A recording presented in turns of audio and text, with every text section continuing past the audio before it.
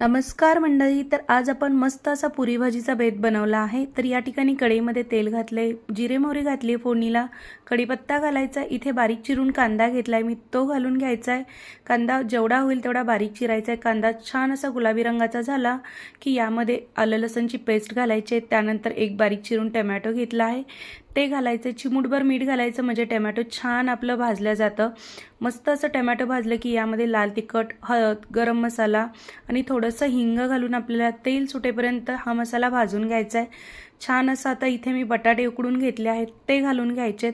मस्त असं मिक्स करायचं आहे. चवीनुसार मीठ घालायचं आहे, गरजेनुसार गरम पाणी घालायचं आहे. या ठिकाणी खूप जास्तही पाणी नाही घालायचं, आपल्याला भाजी घट्टसर हवी आहे. इथे 5 ते 10 मिनटं मीडियम गॅसवर भाजीला उकळी काढून घ्यायची. छान अशी पुरी भाजीची भाजी तयार झालेली आहे. नक्की ट्राय करा आणि व्हिडिओ आवडला असेल तर चॅनलला नक्की सबस्क्राईब करा.